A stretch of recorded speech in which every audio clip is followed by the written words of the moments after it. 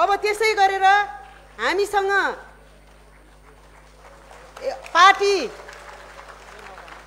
यो आम नेपाली पार्टी को डाक्टर नीलकण्ठ पौडेल हिजो मात्रै पार्टीमा समाहित हुनुभएको छ। म डाक्टर नीलकण्ठ पौडेलजीलाई पनि यहाँ अगाडि आइदिनु हुनको लागि म हार्दिक अनुरोध गर्दछु। र त्यस्तै गरेर लामो समय राजनीति गर्नुभएका एकजना अभियन्ता हुनुहुन्छ जो अलिक अगाडि हाम्रो पार्टीसँग पनि उहाँ समाहित अहिले भर्खरै हुनुभएको छ। उहाँलाई पनि म यहाँ आमन्त्रित गर्न चाहन्छु। यो संयुक्त दलित शक्ति राष्ट्रिय मञ्चका संस्थापक अध्यक्ष हाम्रा हस्तबहादुर विकजीलाई पनि म यहाँ आमन्त्रित गर्न चाहन्छु।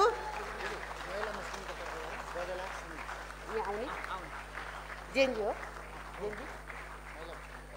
यो जेनजीको अर्को युवा महिला हुनुहुन्छ जसले चाहिँ मुस्लिम महिलाको प्रतिनिधित्व गर्नुहुन्छ। गजला समीमलाई पनि यहाँ अगाडि आइदिनु हुनको लागि म अनुरोध गर्दछु। अब एउटा जेनजी युनाइटेड फोर्स भन्ने हाम्रो टिम छ जेनजीहरूको, त्यसको तर्फबाट अर्जुन वाल्मिकीले चाहिँ जेनजीसँग सम्बन्धित एउटा गजल बनाउनु भएको रहेछ। उहाँलाई आएर त्यो गजल भनिदिनु हुनको लागि म यहाँ आमन्त्रित गर्न चाहन्छु। उहाँ आउँदै गर्नुहुन्छ। यसै गरेर हाम्रा अग्रजहरू होइन पाउनुहोस्, हाम्रो अग्रज डाक्टर बाबुराम भट्टराई जसले यति धेरै सपना देख्नु भएको छ, यो जेनजीहरूबाट धेरै उहाँले चाहिँ ठुलो तपाईँहरूप्रति आशा र अपेक्षा गर्नुभएको छ। त्यस्तै गरेर राम कार्की हाम्रो आदरणीय नेता, त्यस्तै हाम्रो जनार्दनजीहरू त्यस्तो एउटा बलिदान दिएका, योगदान दिएका, एउटा उच्च कोटाका एउटा ओदाका नेताहरू पछाडि बसेर एउटा युवाहरूलाई उहाँले जुन अगाडि सार्न खोज्नु भएको छ, तपाईँहरू पनि त्यसको पात्र हुनुहुन्छ। त्यसैले तपाईँहरू पनि यहाँ आइदिनु हुनको लागि म आग्रह गर्न चाहन्छु।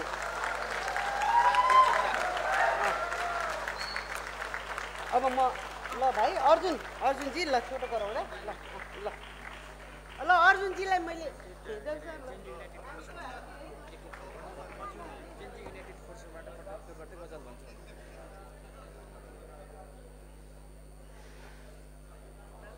जनताको आश थियो गणतन्त्र नै खास हुन्छ, गरिब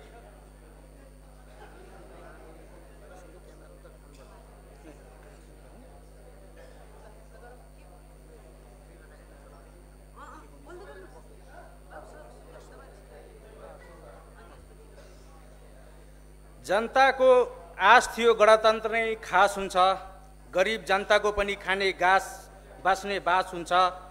विद्यार्थीले आशा भरोसा छाड्यो, आन्दोलनमा कुद्यो, के थाहा उसैले चुनेको सरकार विदेशी दास हुन्छ।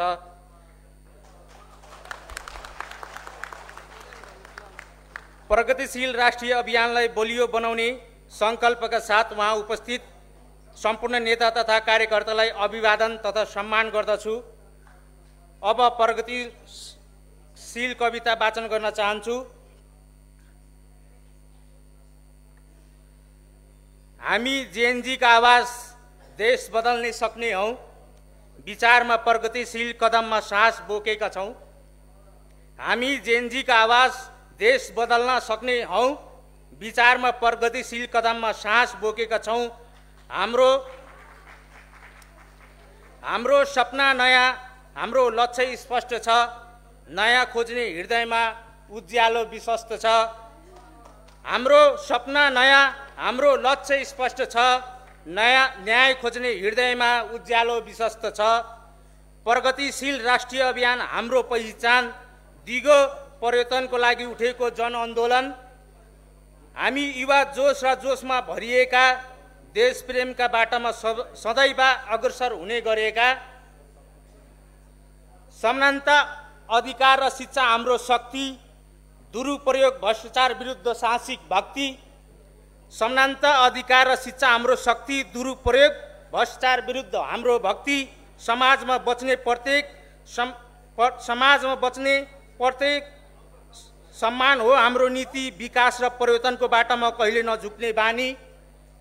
जेनजीको कलममा आगो छ, जेनजीको कलममा आगो छ, विचारमा क्रान्ति। हाम्रो अभियान देशमा युवा भरोसामा भ्रान्ति। हामी लेख्छौँ भविष्य, हामी लेख्छौँ भविष्य, हामी बनाउँछौँ इतिहास। हामी लेख्छौँ भविष्य, बनाउँछौँ इतिहास। विकास, समृद्धि, न्याय यही छ हाम्रो प्रयास। विकास, समृद्धि र न्याय यही छ हाम्रो प्रयास। आउनुस् हातमा हात, मनमा मन जोडौँ। आउनुस् हातमा हात, मनमा मन जोडौँ। देशलाई समुन्नत बनाउन एकै आवाज बोलौँ। प्रगतिशील राष्ट्रिय अभियान आम युवा शक्ति, प्रगतिशील राष्ट्रिय अभियान आम युवा शक्ति।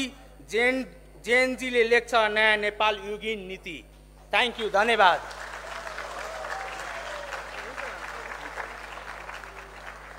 धन्यवाद हाम्रो युवालाई। हाम्रो सन्दीप पुन जो पूर्वी रुकुमबाट आउनु भएको छ, उहाँलाई अघि पनि बोलाइसकेका थियौँ। उहाँको बुवा आमा नै शहीद हुनुहुन्थ्यो। उहाँलाई पनि हामी उच्च सम्मान गर्दै यो मञ्चमा बोलाउन चाहन्छु। सन्दीप पुनजी कता हुनुहुन्छ? ल, यहाँहरू सबैलाई फेरि धेरै धेरै धन्यवाद। र तपाईँहरूले अब यो देशलाई, तपाईँहरूले को खाँचो छ, तपाईँहरूले यो देशलाई रूपान्तरण गर्नुपर्ने छ र तपाईँहरूको अभिभावक भएर बस्न हाम्रा नेतृत्वगणहरू तयार हुनुहुन्छ। यसको लागि तपाईँहरूले कुनै पनि कुराको असहजता नमान्नु होला भन्ने कुरा राख्दै यहाँहरू सबैलाई फेरि आफ्नो ठाउँमा गएर बस्दिनु हुनको लागि हार्दिक अनुरोध गर्न चाहन्छु। ए डाक्टर साहब थोरै राख्नु है, थोरै है, धेरै नराख्नु है, दुई मिनट मात्रै। अब हामी यो शुभकामना मन्तव्यको लागि म दिँदैछु। अब मलाई मेरो आग्रह के हो भन्दाखेरि अहिले धेरै मान्छेहरूले यो भाषण सबै साथीहरू तल आफ्नो आफ्नो ठाउँमा गएर राखिदिनु होला। तपाईँहरूको तर्फबाट बोल्नुहुन्छ हाम्रो जेएनजीको अगुवाहरू चाहिँ। अहिले मेरो आग्रह के हो भन्दाखेरि हामी थोरै बोलौँ धेरै गरौँ भन्ने हाम्रो मान्यतालाई स्थापित गरौँ। त्यसै कारणले गर्दाखेरि अब बोल्ने वक्ताहरूले एकदम थोरै सटिक बोलिदिनु हुनको लागि आम नेपाली पार्टीका संयोजक, अब हामी त सँगै भइहाल्यौँ, अब चाहिँ प्रगतिशील पार्टीमै जोडिसक्नुभयो तपाईँ, लोकतान्त्रिक पार्टीमा का अब नेता डाक्टर नीलकण्ठ पौडेलजीलाई छोटो आफ्नो विचार सहितको शुभकामना दिनुहुनको लागि म हार्दिक अनुरोध गर्दछु।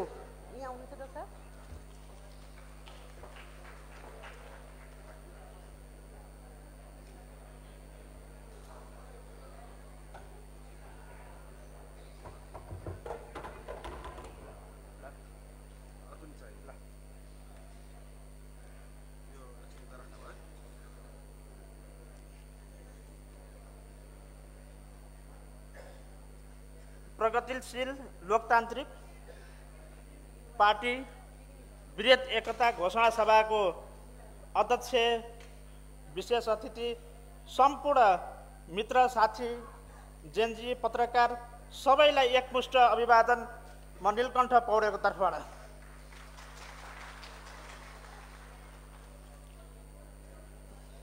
हामी बिहान उठेर मोबाइल एप्समा जहिले पनि मोबाइलका एप्लिकेसनहरू अपडेट गर्छौँ। त्यसै गरी अब हाम्रो दिमाग, हाम्रो सोचलाई पनि दैनिक अपडेट गरौँ र दैनिक अपडेट गर्ने हो भने त्यहाँ धेरै नयाँ नयाँ सामग्रीहरू अथवा हाम्रा दिमागमा पनि नयाँ नयाँ चिज र वस्तुहरू आएका हुन्छन्। त्यो अपडेट अब यो प्रगतिशील लोकतान्त्रिक पार्टीले गर्नेछ र आम नेपाली पार्टी हजुरहरूले गुगलमा, युट्युबमा सर्च गर्नुहोला, नीलकण्ठ पौडेल मेरो बारे पनि सोध्नुहोला। हामी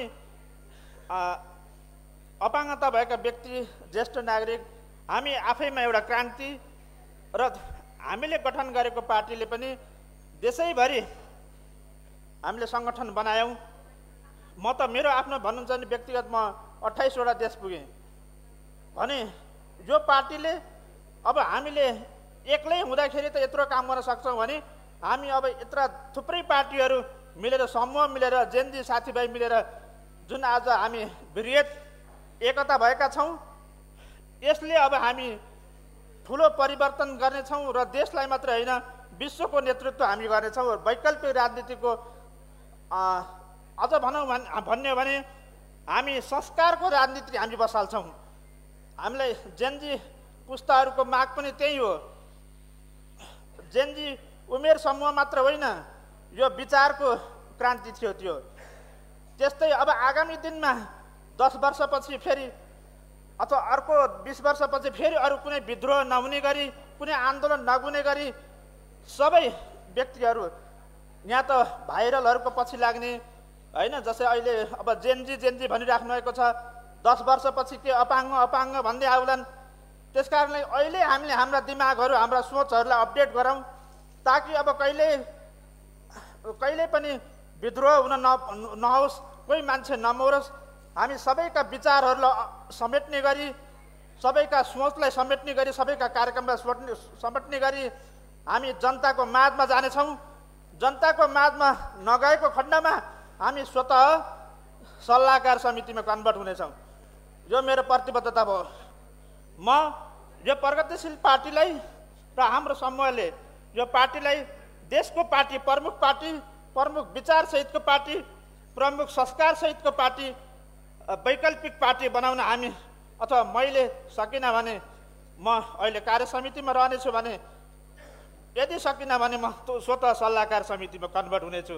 किनकि अब हामी जनताको नजिकमा पुग्नेछौँ। चुनाव आइरहेको छ, नेताहरू कोही चाहिँ थाल मार्न थाल्नेछन्, थाल मार्जेका भिडियो फोटोहरू हाल्नेछन्। कृपया हामीले थाल माझेको फोटो नहाल्नु होला, भिडियो नहाल्नु होला। हामी सधैँ हाम्रो आफ्नो थाल हामी आफै माझ्छौँ, हाम्रो भिडियो बनाइरहनु पर्दैन। हामी चाहिँ गाई दुहेका, गाउँघरमा गएर चाहिँ पराल स्याहारेका त्यस्ता भिडियोहरू आउनेछन्। त्यस्ता भिडियोहरू हाम्रो बन्ने छैन, किनकि हामी सधैँ किसानको साथमा रहनेछौँ, हामी सधैँ मजदुरको साथमा रहनेछौँ। कि वर्षमा एकचोटि जाने मान्छेको मात्रै भिडियो र फोटो बन्छ, तर हामी सधैँ मजदुर, किसान, अपाङ्ग, पिछडा वर्ग, दलित, मुस्लिम सबै जाति सबै ठाउँमा हामी छरिएर काम गर्नेछौँ। र यो पार्टीलाई सिद्धान्तको पार्टी, विचारको पार्टी र दैनिक अपडेट भएको पार्टी हुनेछ। दैनिक अपडेट गर्नेछौँ। जसरी हामीले मोबाइलका एप्लिकेसनहरू अपडेट गर्छौँ, त्यसरी दैनिक अपडेट गरिरहनेछौँ। र आगामी दिनमा कुनै पनि यस्ता विध्वंसक विद्रोहहरू हुने छैनन्। त्यो किसिमको हामी आज यो भिडबाट हामी सबैले त्यो कसम खानेछौँ। र यति भन्दै प्रगतिशील लोकतान्त्रिक पार्टीमा हाम्रा साथीहरू, हामी सबै साथी सबैजना हामी समाहित भएको घोषणा गर्दछौँ। आम नेपाली पार्टी, विभिन्न जिल्लामा भएका कमिटी, केन्द्रीय कमिटी सबै हामी समाहित भएका छौँ। यो यात्रामा हामीसँगै हामी सहयात्री भएर यो प्लेनमा हामी सबैजना पाइलट, को पाइलट भएर चलाइरहेका छौँ। हामीलाई चाहिँ यात्रु जस्तो नभएर अथवा भोलि बिहान तपाईँले सक्नुहुन्न, तपाईँ अपाङ्ग हुँदो रहेछ भन्ने जस्ता कुराहरू भयो भने फेरि 10 वर्षपछि अर्को विद्रोह अपाङ्ग भएको व्यक्तिले गर्न सक्छन्, त्यस्तो नहोस्। त्यस कारणले अब विचार जसँग पनि विचार हुन्छ, व्यक्ति आफैमा पनि महात्मा गान्धी हुन्, आफैमा गौतम बुद्ध हो। त्यस कारणले भाइरलको पछि लाग्ने होइन, समूहको पछि लाग्ने होइन। हामी प्रत्येक व्यक्तिको आत्मालाई छुन सक्नुपर्छ, प्रत्येक व्यक्तिको धड्कनलाई हामीले समात्न सक्नुपर्छ, अनि त्यो पार्टीले दिगो काम गर्न सक्छ भन्ने भनाइ राख्दै तपाईँहरू माझ म नीलकण्ठ पौडेल, तपाईँहरू फेसबुक, युट्युबमा पनि मलाई सर्च गरेर एड गर्न सक्नुहुन्छ। तपाईँहरू माझमा सधैँ तपाईँहरूको हितको लागि, तपाईँहरूले बिमारी पर्नुभयो भने मलाई भन्नुहोस्, म चाहिँ गएर बिरामी कुर्वा भएर रातभरि बस्न सक्छु। म आफै पनि तपाईँहरू व्यक्तिगत रूपमा पनि म तपाईँहरूको लागि व्हिलचेयर बैसाखी चाहियो भने मलाई भन्नुहोस्, अथवा कहाँ सङ्घर्ष गर्नुपर्छ म त्यहाँ उपस्थित हुनेछु। यो बोलीलाई व्यवहारमा उतार्नको लागि प्रगतिशील लोकतान्त्रिक पार्टीमा म आएको हो र तपाईँहरूसँगै म अब बाँकी क्रान्तिका कार्यभार, जेनजीका माग, अब आउने के भन्छ जेनेरेसन डेटा अल्फा पनि